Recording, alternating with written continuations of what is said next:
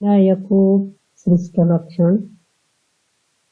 यज्ञ पर कहा, अब मैं विनायक के द्वारा उपसृष्ट पुरुष का लक्षण बताता हूँ, इन्हें समझ लो। ऐसा पुरुष स्वप्न में जल का अत्यधिक अवगाहन किया करता है और मुन्नों को भी देखता है।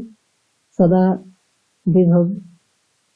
विभना उदास रहता है और जो भी कुछ आरंभ करता है वह सब विफल होते हैं। वह पुरुष बिना ही किए किसी कारण के दुखी रहा करता है। राजा राज्य को, कुमारी पति को और गर्भवती स्त्री पुत्र को प्राप्त नहीं किया करते हैं।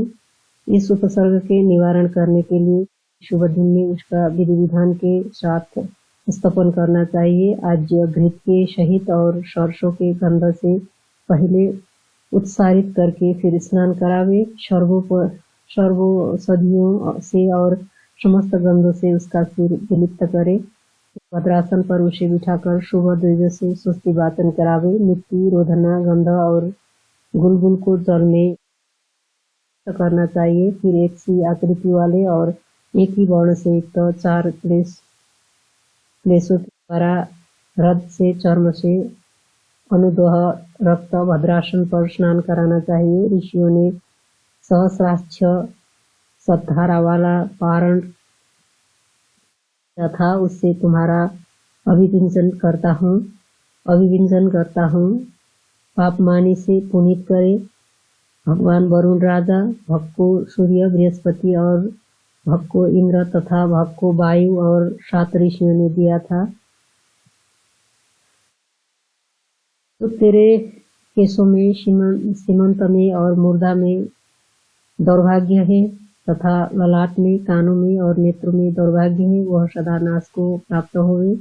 जब स्नान कर लेवे तो उस नहाए हुए के श्रवण में तथा मस्तक में और मूर्धा में घृत सहित कुशाओं को ग्रहण कर सरसों को तेल की आहुतियां लेवे। हित और संयमित हो शाल कंकटों से युक्त कुष्मांड तथा अन्न से स्वाहा से समन्वित राजपुत्री का सद्य से चतुष्पथ पर भूमि में सब और कुशाओं के आश्रित करे। कृताकृत तंडुल और ओदन, पुष्प, चित्र, सुगंध और तीनों प्रकार की सुरा, दधि, पायस, अन्न, घृत, गुड़, मोदक, इन समस्त वस्तुओं को उपस्कृत करके भूमि में रखे और इसके अनंतर शिव एवं अंबिका का उपासना करे। हाथ जोड़कर अन्न समर्पित करे। पुत्र के जन्म के अंत में दुर्वा और सरसों के पुष्पों से यजन कर तथा सत्ययन करके सती अंबिका की प्रार्थना करनी चाहिए। हे देवी, आप मुझे रूप प्रदान करें, यश देवे, सौभाग्य देवे, पुत्र देवे, श्री देवे और मेरी समस्त कामनाओं को प्रदान करें। इसके पश्चात शुक्ल वस्त्र तथा अनुलेपनों से ब्राह्मणों को संतुष्ट करें। 2 वस्त्र गुरु को समर्पित करें और ग्रह की भलीभांति पूजा करनी चाहिए।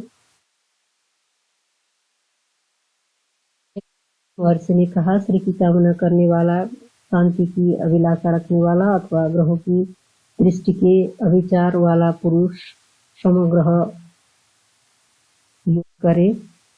बुध यह ग्रह बताए हैं। सूर्य, चंद्र, मंगल, बुध, बृहस्पति, शुक्र, शनिश्चर, राहु और केतु ये ग्रहगण कहे गए हैं। इन युक्त 9 ग्रहों की दृष्टि ताम्र, काश्यकाश, स्फटिक, रक्तचंदन, सुवर्ण, रजत, चांदी, लौह, शीशा से प्रशांत होती है। रक्त शुक्ल तथा रक्त पीत और सीता शीत कृष्ण से क्रम से वर्ण है। हे मुनिगण, इनको समझ लो। इन ग्रहों के द्रव्यों से विधान के साथ स्थापन करावे तथा होम करावे। सुवर्ण का दान करे।